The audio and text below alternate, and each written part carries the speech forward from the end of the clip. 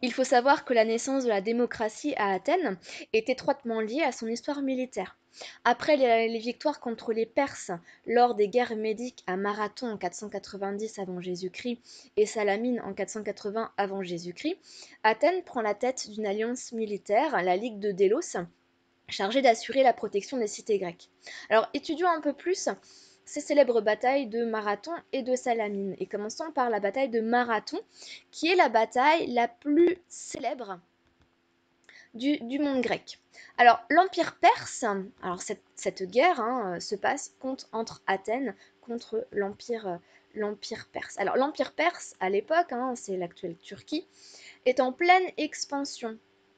Or, les Grecs, depuis longtemps, ont colonisé les côtes de la Perse, qu'on appelle la Ionie. Et les Perses vont donc, pour s'étendre, décider d'occuper ces cités grecques, ces cités composées de Grecs ioniens, puisque cette région s'appelle la Ionie.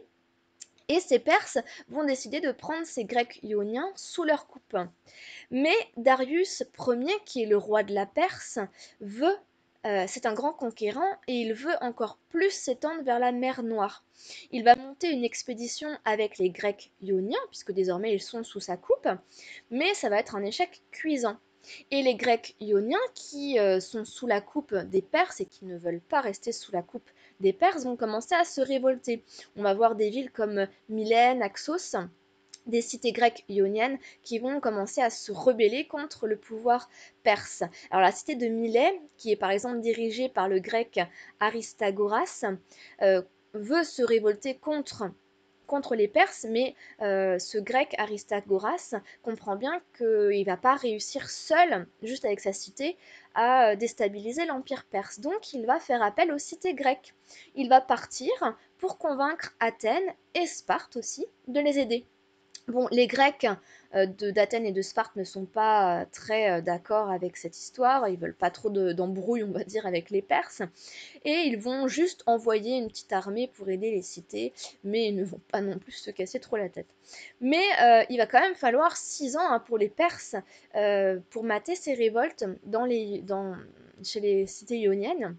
Donc ça montre que quand même ces cités, elles sont bien d'accord de se révolter contre les Perses. Bon, évidemment, Darius va mettre un peu de temps pour rétablir la paix et va vouloir se venger d'Athènes. Athènes qui a envoyé quelques soldats pour aider les Grecs ioniens. Donc il décide de se venger. Darius envoie des ambassadeurs pour réclamer la soumission des cités. Certaines acceptent, mais Athènes et Sparte, bien sûr, vont refuser. Et Athènes et Sparte vont même aller plus loin, elles vont même tuer les ambassadeurs perses qui avaient été envoyés par Darius. Donc évidemment, Darius, fou de rage, va envoyer une immense flotte perse qui va tout saccager pendant leur voyage. Les Perses vont débarquer sur la plage de Marathon à 40 km d'Athènes le 12 septembre en 490 avant Jésus-Christ. Pour autant, ils sont très nombreux, c'est une flotte immense, mais déjà ils sont un peu fatigués par ce voyage jusque Athènes, et en plus ils sont mal armés. Par exemple, ils ont des boucliers en osier et ils sont très mal formés comparé aux cités grecques comme Athènes ou Sparte qui, elles, sont très bien formées, ont ce service militaire obligatoire pour les jeunes, etc.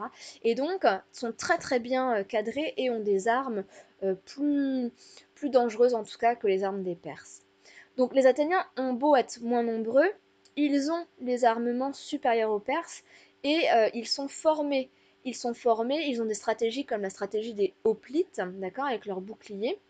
Et puis ils sont guidés par un homme très, très stratège, et même on l'appelle un stratège, c'est Miltiade, qui avait même combattu auprès des Perses. Donc il connaissait complètement les techniques perses et il avait bien formé les citoyens d'Athènes contre les Perses. Alors la bataille sur la plage de Marathon, elle est très meurtrière pour les Perses, ils sont vraiment massacrés. Mais une partie de la flotte perse arrive à se diriger vers Athènes pour tenter de prendre Athènes de l'autre côté. Alors il y a un messager coureur qui est envoyé très rapidement à la cité pour prévenir la cité et ceux qui étaient restés sur place. Mais l'homme va mourir d'épuisement à son arrivée juste après avoir quand même prévenu la cité. Donc il arrive quand même juste à temps à prévenir la cité, il va très très très vite et il va, hélas pour lui, son cœur va lâcher. Il va mourir d'épuisement. Et en fait, c'est cet événement qui va créer, vous savez, le marathon qui est une épreuve sportive aux Jeux Olympiques. Cette course très rapide, eh bien en fait, c'est ce coureur qui a été envoyé de la plage de Marathon jusqu'à Athènes, et c'est pour ça qu'on appelle ça le marathon aujourd'hui. Alors, les flottes perses, je vous ai dit, ceux qui ont réussi à s'en sortir, se dirigent vers Athènes, mais vont mettre des heures à aborder, ce qui va laisser largement le temps aux troupes grecques de rejoindre la cité. Pas de chance vraiment pour les Perses. Les Perses décident donc de repartir, bien mal en point, mais évidemment c'est une victoire écrasante pour Athènes.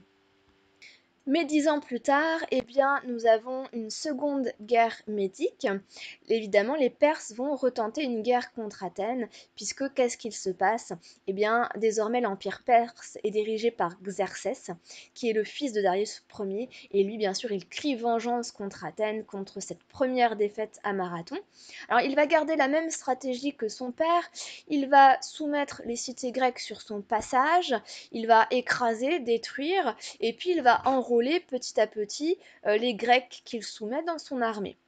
Alors évidemment, tout ça va alerter les grandes cités grecques comme Sparte et Athènes, mais Athènes ne va pas vouloir s'allier à Sparte et Athènes ne va pas forcément prendre la décision de se battre contre les Perses.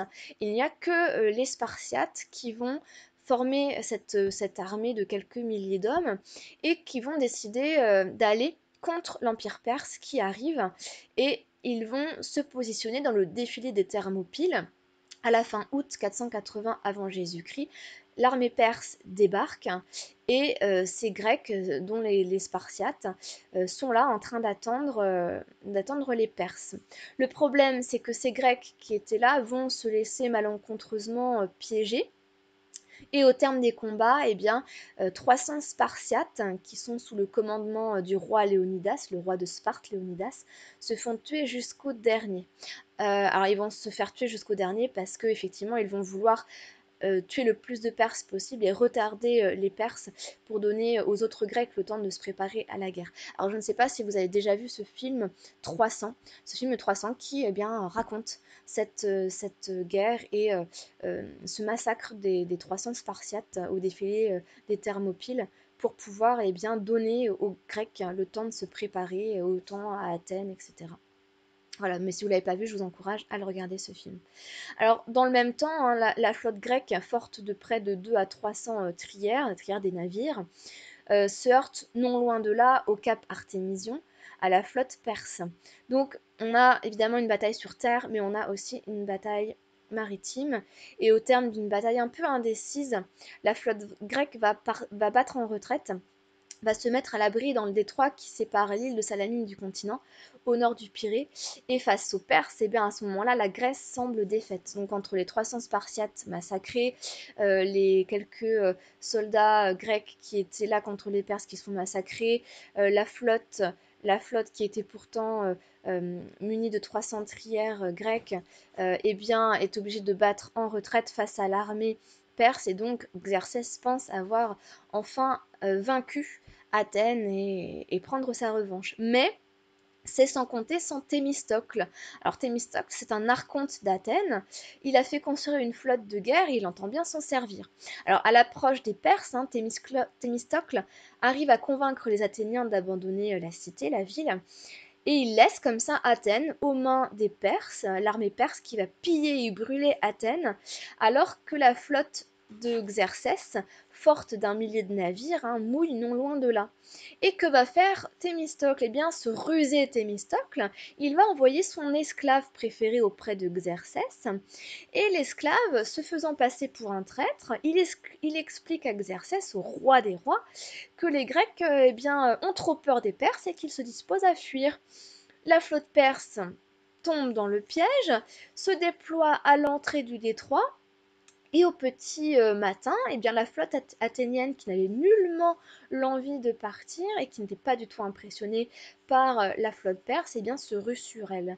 Alors s'engage pour Athènes le combat de la dernière chance, puisque je vous rappelle que Athènes est déjà aux mains des Perses, il ne reste que cette flotte énorme grecque, mais qui évidemment se rue sur la flotte perse.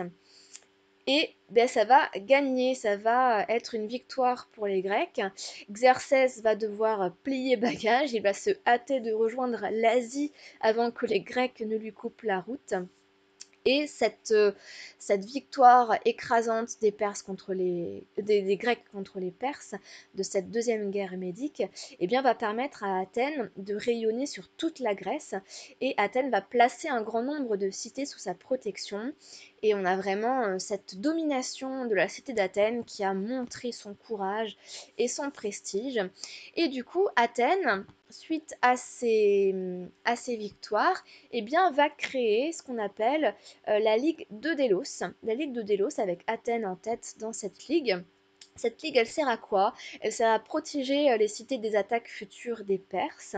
Donc en gros, eh bien, on paye chaque année à Athènes, on paye cette ligue de Délos pour former un trésor et ce trésor pourra être utilisé lorsque les Perses reviendront et un or utilisé pour racheter de l'armement, refaire de l'armement, employer des soldats, etc. Et donc c'est une caisse, on va dire, qui permet de sécuriser les cités des attaques futures. Bon, évidemment, c'est Athènes qui se charge de récolter l'argent, qui garde le trésor de Délos dans un de ses temples. Et évidemment, eh bien, ça va faire qu'Athènes va énormément rayonner. Ça va être une des plus grandes cités de l'époque, avec ses 300 000 habitants, ses 40 000 citoyens, je vous le rappelle. Et elle va donc créer une thalassocratie, ce qu'on appelle un empire maritime, évidemment. Alors, ce trésor, évidemment, ce trésor de Délos, le problème, c'est qu'il va, je vous ai dit, être aux mains d'Athènes.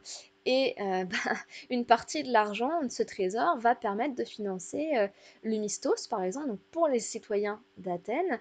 Et ce trésor de Délos, il va aussi permettre à Périclès de financer les grands travaux comme le Parthénon. Donc ça va un petit peu faire crier les autres cités, qui c'est bien gentil, mais on vous paye pour pas que vous, enfin, pour que vous nous défendiez et pas pour que vous enrichissiez et que vous construisiez des temples sur votre petite cité, une grande cité. Bon, donc évidemment, déjà, la Ligue de l'Îlot, c'est un peu fissuré parce que avec cette domination d'Athènes, certaines cités critiquent un petit peu. Donc Athènes va peu à peu perdre on va dire, son rôle de chef. Et puis, eh bien, c'est surtout la défaite lors de la guerre du Péloponnèse en moins 404, donc cette guerre du Péloponnèse qui survient entre moins 431 et moins 404. Et c'est cette défaite d'Athènes qui va finir par remettre en cause eh bien, le rôle d'Athènes dans les cités grecques et puis cette démocratie athénienne. Alors, rappelons un petit peu ce contexte de cette guerre du Péloponnèse. Donc, je vous ai dit, hein, depuis la fin du 5e siècle, c'est Athènes qui domine. Sauf qu'évidemment, il y a une autre cité qui revendique cette domination, c'est Sparte. Et la rivalité entre Sparte et Athènes augmente comme ça au fil du temps. Ben, les Spartiates, bien sûr, voyaient d'un très mauvais œil l'influence d'Athènes sur les cités grecques. Et ben, que va faire Sparte? Eh bien, elle va créer une ligue, elle aussi, la Ligue du Péloponnèse, et elle va décider d'entrer en guerre contre Athènes et contre cette fameuse Ligue de Délos que Sparte dénonce. Alors cette guerre du Péloponnèse va durer environ 30 ans, hein. Elle va complètement épuiser les cités grecques toutes, hein, qu'elles soient du côté de Sparte, du côté d'Athènes, ça va les épuiser pendant 30 années. On va voir pendant ces 30 ans des cités changer de camp, par exemple des cités de la Ligue de Délos aller dans la Ligue du Péloponnèse et inversement. On va avoir des guerres ponctuelles, guerres maritimes, guerres terrestres, sans réel vainqueur à la clé. Et au fur et à mesure, eh bien, c'est Athènes qui va s'épuiser de plus en plus. Athènes va sortir défaite de cette guerre du Péloponnèse en -404 avec cette victoire écrasante de Sparte. La Ligue de Délos va être dissoute et Athènes va devoir intégrer la Ligue du Péloponnèse. Sparte va devenir la première puissance du monde grec. Et donc pour les Athéniens, eh bien, ce siècle de démocratie, ce siècle de Périclès, ce siècle d'âge d'or s'achève tristement, hein, malgré tout cet enrichissement qu'on a pu voir et dont on a parlé avec les Lumières, enfin avec les Lumières, avec en tout cas le développement des philosophes tels que Socrate et Platon, le développement de l'intelligence, le développement de la culture, le développement de la démocratie, et eh bien tout ça va être mis à mal face à cette guerre du Péloponnèse et la suite ne va plus être qu'un long déclin d'Athènes et des cités grecques. Et que va-t-il se passer? Eh bien, Athènes va être défaite à Chéronée face au roi de Macédoine Philippe II en 338 avant Jésus-Christ. Et cette fameuse cité d'Athènes, cette démocratie athénienne, est mise sous tutelle macédonienne, donc sous le gouvernement de Philippe II, jusque l'avènement d'un héros, alors sans doute le plus grand que l'histoire ait jamais connu, pour ceux en tout cas qui connaissent, Alexandre le Grand. Et effectivement, en 322 avant Jésus-Christ, les Macédoniens, dirigés par Alexandre le Grand, vont envahir, conquérir encore plus le territoire grec et vont bien sûr dominer toutes ces cités grecques. C'est la fin de ces cités grecques.